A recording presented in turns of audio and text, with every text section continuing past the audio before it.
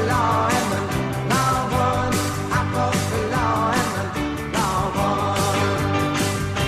won. And welcome back to the Pensacola Expert Panel on News Radio 92.3 and AM 1620. I'm Davis Allen, filling in for Jenna Barr this morning, and joining us is the Escambia County Sheriff's Office, and as always, Amber Southard, Public Information Officer. Yes. Good morning, Davis. Thanks for having us on. Absolutely, and you have some friends with you today. Yes, I brought Commander Hobbs of the Escambia County Sheriff's Office, and then we have Eric Gilmore. He is the Escambia County Emergency Manager, and we're here to talk about a topic that no one likes to talk about, but we have to. I mean, it's just a reality for if you live in the Gulf Coast or anywhere prone to hurricanes. That's right, hurricane season is upon us right now, and so it is good to be prepared. I mean, we learned with Sally that the more prepared you are, the better it can be for the after the hurricane, as well as during the storm. So these two are the top professionals in our county to help deal with the storm, one from the law enforcement side and the other one from how we deal with it from the emergency management operations side, and how things get cleaned up and how we get back on the grid with power, and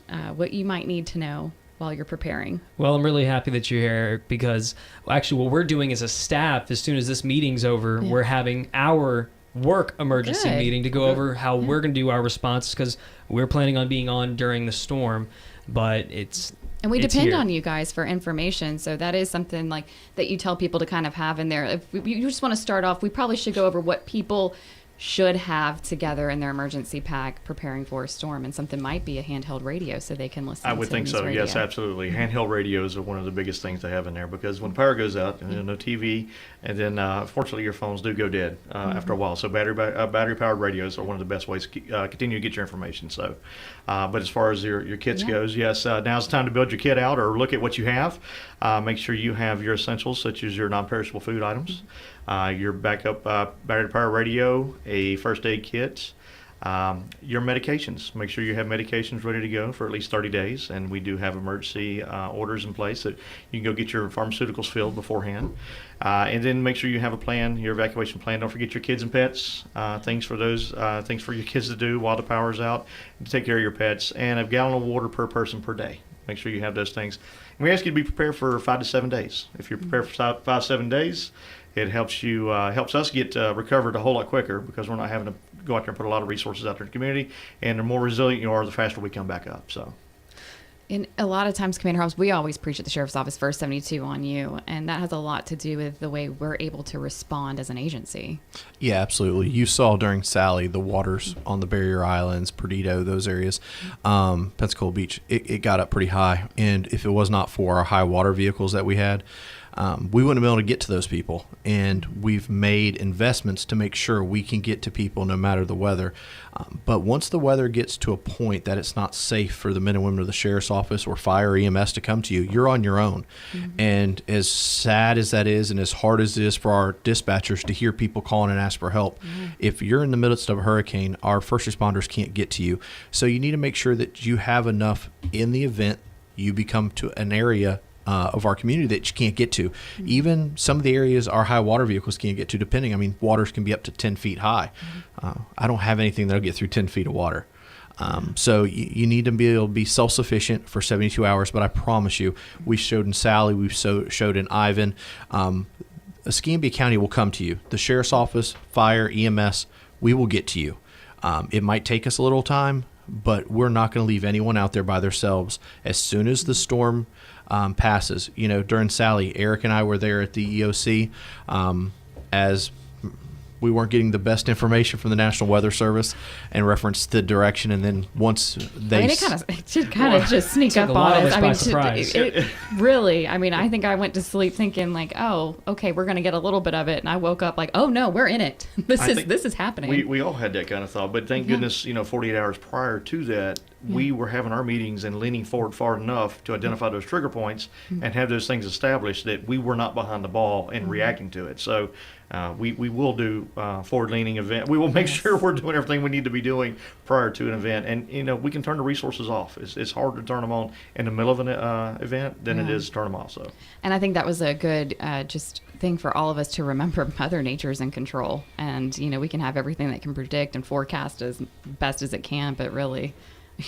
Mother Nature's there, so be prepared always. The storms can take a jog to the right or left, or however they're going to do real quickly, That's and exactly pick right. up speed at any time. And the catch a lot of people don't understand is not only do Eric and I, our agencies, have to prepare for things locally, but we also have to be prepared to go and respond. Eric and I were two of the responding groups that went to Panama City during Hurricane Michael. So we respond as a county to a lot of other areas because those areas come help us when we're in Right. time of need. So our agencies are always preparing for hurricane season. I tell everybody, people are like, oh, you're ready for hurricane season? We prepare for that year round. Because sadly in our community we have flooding, we have tornadoes, we have ice storms. We have a lot of I talk about this a lot. We have a lot of experience dealing with natural disasters locally. Unfortunately, yes. Exactly. So Eric and I talk on a daily basis almost. In our agency, Sergeant Jacob Holloway, who's our sergeant in Homeland Security, he talks to Eric on a daily basis also. I do say, I tell a lot of people, my family all the time, there is not a better place in the United States to live if you're wanting an agencies to respond to a natural disaster. We are probably the best in the business. I'd I have have to to agree. echo that. I had to Yeah. really agree. There's a lot of communication that goes on. We are not any one silo, and everybody does work together really well. And, as he talked about the deployments we do together, not only are we responding and helping out our neighboring communities and neighboring other parts of the state, we're taking lessons learned and making sure that we identify things that could happen to us in that aspect and making sure we're becoming resilient and that we don't have those things happen to us. So we do lessons learned when we do those deployments as well.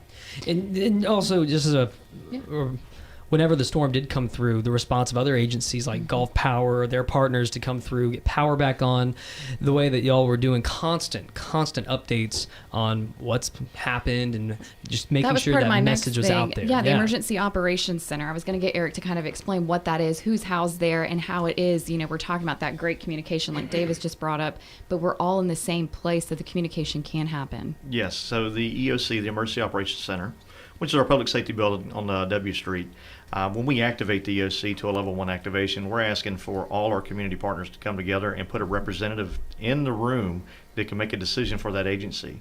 That's governmental agencies, municipalities, and private entities. We got Gulf Power in there, Sheriff's Office. They take the lead for ESFs. We have emergency support functions, 1 through 18, and Escambia County Sheriff's Office is our lead for ESF 16, or law enforcement. So we have all those entities in there, and then as we're making decisions and we're making operational directives, everybody's on the same page. Everybody's moving forward, and we're absolutely sharing resources, vendors, ideas. And when we request things from the state, we have state representation in the room as well as federal representation. So everybody's all in the EOC working together on the same sheet of music, which really helps out and moves the incident or moves the event to a much more manageable event and moves it quicker along. Yeah, it's so crazy to kind of see how everybody is working together, but it's like a organized chaos because everybody is so trained and knows exactly what their role is. And you kind of see people like, hey, the hands are going up, they've got questions or they've got information, and they're directly talking to each other and able to radio it then out to the crews that are on the ground that are actually performing the work. So the communication level is just amazing to see and how the functions kind of work through there. Also, the media has a room in there that they get to come in, and press conferences will happen and you guys can live broadcast from there. But we talk about preparing for the storm, the first 72 on you, but after the storm, we just don't know how long that's going to take. It depends on the category of storm that comes through, depends on the strength, the winds, everything, just how we see that. So we don't know how long it's going to take for cleanup. But what are some things people need to know for after the storm? Generators. We know that was a big thing we kept kind of speaking about after. No, absolutely. So, generators, make sure you have it safely attached, one, with your disconnect so it's not backfeeding on the power line for Gulf Power, make it dangerous for those guys, but also having it outside. And a lot of people think that they need to put their generator in their garage to keep it safe, somebody from stealing it, but now you're having carbon monoxide buildup. So outside, away.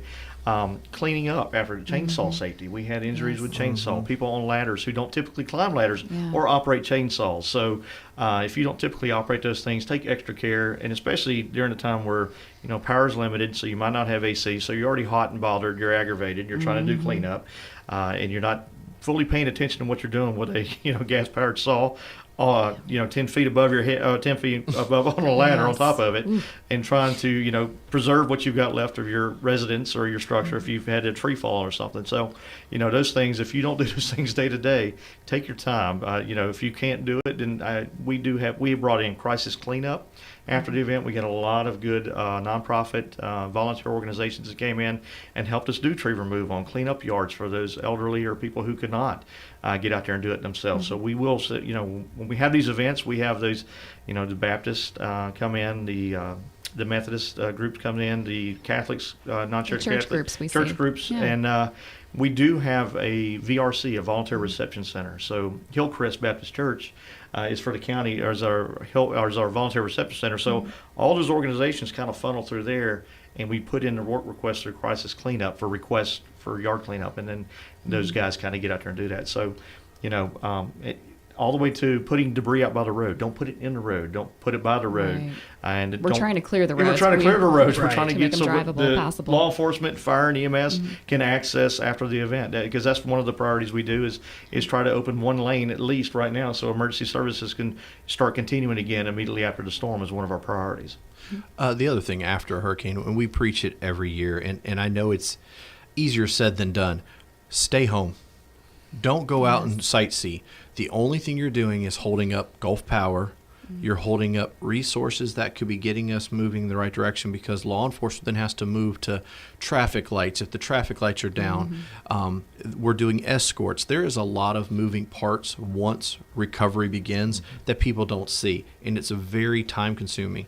And I get some calls, points of distribution. Points of distribution are set here by the state. Can you explain what that is? Because I think that's one of the biggest questions we got. Okay. What's the point of distribution? So Eric ahead of time gets calls from the state, and they say we're going to bring points of distribution. They'll have food and water, just depending on what the state wants to. Eric can try to push it to a right direction, but the state, because there is laws, you can't be within so far of a grocery store and things like that. It makes it problematic for us, because sometimes it's short notice, and we saw some lines on 9 Mile Road and some other areas when you're dealing with traffic. Well, we understand we're trying to get it done, but if the state gives us a 30-minute leeway, it takes a little bit to get resources there, or an hour or two, and there's no pre-planning available for the county for traffic and things like that. So we have to work around those issues. So that's the biggest issue. And when we talk about Gulf Power is always, they're trying to get their people there, get their people there. Well, if you have 30 cars parked in front of your house, it's hard to get that vehicle there. Right. So I know there's the want to go look around, see the devastation. It's just human curiosity.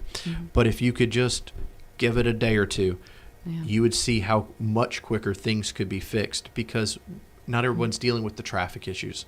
Right, and to echo on the pods, each disaster is different, each hurricane, and it's the level of intensity, the amount of damage, and what we see as far as the community is when pods are established. We may not see a pod in a Category 1 hurricane. We might not see one in a Cat 2 hurricane. It depends on how much power is out there, what grocery stores are available, is product available is what we're looking at. So if product's available, pods won't come in. We might request tarps or something like that other than food and water. So each situation is different. Don't always expect a pod to be established during a hurricane zone. Oh, that's great advice. I mean, that's why we say be prepared. Be prepared. We're at the state's mercy on, what we kind of get, where it can go, and all of that. And along with that, I know gas has always been a Yes, sir. critical issue. Whenever a storm comes through, you'll see the gas lines just rampant. I want to point this out. One, it's always good to be stocked up well ahead of time, especially when you think that there could be one coming this way. But also, whenever people are off on a frantic search for gas when there's no gas, they tend to waste gas doing that. So going back to your point of maybe it's best to just stay home and not clutter the roadways, you could be saving your gas by doing that. And you guys do a great job of letting people know, what gas stations have gas. And that's the other thing. If you're out on the road, what Commander Hobbs is talking about, you're in the way of those gas trucks being able to come in and, resupply these gas stations that we have. So staying home, listening to your media partners, they're going to let you know. You're going to see the damage. They're out there collecting all the video. You're going to see it. And they're going to tell you what stores are open. There's like a list on all of their websites. They're saying it on all of their, if we don't have power access to the internet, they're saying it on all their shows, the radio. Really, radio is your truly number one way of getting information during those times. And you guys do a great job putting that information out there. Thank you. We just have to remember to be patient, and it takes a community, and people are working hard. Our deputies are working around the clock. They don't even really get to be home with their families during the storm because they're staged places waiting to go out when it's safe. And the shifts that they work, can you kind of explain these rotating shifts? So when a hurricane comes or a natural disaster, we do all hands on deck. So it's an A-B rotation, 12-hour shifts. So you have 7 at night till 7 in the morning, 7 in the morning till 7 at night, or 6 a.m. to 6 a.m. or 6 p.m., whichever way we go with it on that. And everyone's leaves off, investigators are out. So some people, it's not beyond it to work 17 or 18 hours straight, right. 19 hours straight. When a hurricane comes, Eric and I and our group are going to stay at the EOC. It's not beyond us to work 3 or 4 days straight. Yeah. We'll get a 30-minute nap, an hour nap, and then keep going because we have resources and things we're having to get done. But the men and women of fire, EMS, and law enforcement, those deputies, traffic lights, gas stations, points of distribution, and in most cases, they haven't even been to their house. They don't know how bad their homes are. So there's always people always talk about what do your deputies do for their homes. Well, in my case, my wife and my children left. They went out of Pensacola because I didn't need to deal with that. I was lucky enough. John Dosh was newly retired while I was at the EOC. JD came over to my house and pulled trees off of my campers, off my house during Sally. So once I was able to come home, at least I didn't have trees everywhere. So thank you to JD for that. Great. He said he had to do something. Yeah, exactly. He was like, well, I feel like I'm not doing anything because I'm newly retired. I figured I'd do something. I was like, I appreciate it. But, those are the things. The deputies, fire, EMS, everybody's going to work a lot of hours. So, we get some calls every so often about people being short with them and they're, I think we all need to understand, I talk about this a lot. We're a great community. It's going to be tough. Hurricanes are tough. There's nothing fun about hurricanes. Mm-hmm. But we've been to a lot of communities for hurricanes and nobody, the community, nowhere else handles it as well as we do. The communication isn't there. I totally agree. Yeah. I mean, the way we back each other up and the way we tie in with each other. As I said in the beginning, we're not siloed. I've been to deployments all over the state of Florida for Irma, Matthew, and everything, and I keep coming back home to Escambia going, wow, we really got something special here. The way we communicate daily like this. If you don't have this daily, this communication, like I'm sitting here with the table with Commander Hobbs and the Sheriff's Office, it's not going to work during a disaster. So we communicate daily to begin with, all our partners across the board. So. Yeah. I actually have a question in regards to the EOC, and I've had the opportunity to attend the media days there where you explain everything. We sit in the room, not just the media room, but inside there. Are we going to be doing those kinds of meetings again soon? Yes, we are. We're going to start opening back up now that we've restricted some of the COVID restrictions. So we're going to get those things engaged again and start doing that. We're going to have tabletops going to be a little later this month. Some people are still in COVID protocol, so we'll let them do it virtually. But those who want to show up and attend face-to-face, we'll do a walkthrough and everything and make sure that everybody's up to speed. I feel like they are because during COVID, we stayed at level 2 activation the entire time. Yes. And then, of course, Sally hit, and we was all in the room together with Sally. Yeah. I hate to say it, but COVID kind of took a pause during Sally because that was more imminent for us during that time. And I'm gracious for all the partners who came and represented in the room because without them face-to-face in the room, it's hard trying to do a disaster virtually. Oh, my gosh. It's just I couldn't imagine. I couldn't imagine. Some people don't have power. There is no virtual. Exactly, that's right. So. Well, and we're also, again, when we talk about we're good at this, we also have the Blue Angel Air Show. Practice, things like that we work with. When you have large events with large people, you have to use incident command. Mm-hmm. And from the smallest to the largest event, as long as you use those goals and those outlines, it usually turns out pretty well. Mm-hmm. Yeah, no, absolutely. So when we're talking about just the hurricanes and being prepared, we know everybody's kind of on edge right now. But one of the things I think we haven't mentioned and we should is check on your neighbors, something that you kind of mentioned with JD coming to check on you. Check on your neighbors, because a lot of us have elderly neighbors or just, neighbors that may need some extra help, and make sure that they're boarded up. Maybe they need help, boarding up their windows before the storm, or maybe they need help picking up prescriptions or anything like that before the storm. And definitely after the storm, check on them, make sure everybody's okay in your area. So Commander Quinata always says that when I have him on here, the best thing you can always do is know your neighbor for no matter what situation. So get to know them and just check on them, make sure everybody's good. Be a good neighbor. Yeah. If you're a good neighbor, everything else kind of works out. I'm blessed where I live. I have amazing neighbors. Same. But that's the biggest thing. When we talk about any law enforcement function or law enforcement issue, if you have good neighbors, usually your issues are very little. Yeah. Because you're a group. You're a one. And I agree with Amber on that one. The knowing your neighbors, working together. I mean, you can utilize it as an excuse to have a block party if you want. I mean, there's no power, there's nothing, but you got grills and you have food. Get out there. Hey, our neighborhood definitely did that. There were people, we're going to lose all the meat in our fridge if we don't, go ahead and cook it up. So people were doing the neighborhood grilling and inviting people over. And our neighbor, her and her husband really saved us. He was working out of town during the time, so he was able to stop on his way back in town and grab us some generators and gas. Wow. Heroes. So we were able to hook that up and have it. So if you know your neighbors, you can give a helping hand. I know the neighbors we had next door needed some help after, and my husband was over there helping them get trees down and everything like that. So it's just the nice thing to do. Just be a good person. Be a nice person. I know we're all hot and irritated, but we do need to look out for each other. And that's what makes Escambia County so great when it comes to these disasters. Yeah, you hit a good point there about being the good neighbors. That often during these times, you often will see either the best in humanity or we'll see, unfortunately, the worst in humanity. And that brings me to something we always get asked about. Are we going on curfew? And people get upset when we do go on curfew, but that's for safety and to protect people's properties. You can probably explain a little more about the reasoning behind that, Commander. Multiple reasons. First, if there's no power, you don't want people just walking around. You end up having neighbor issues when we talk about good neighbors. But if you have people coming in that don't live there, the truth of the matter is bad people are going to do bad things in bad times.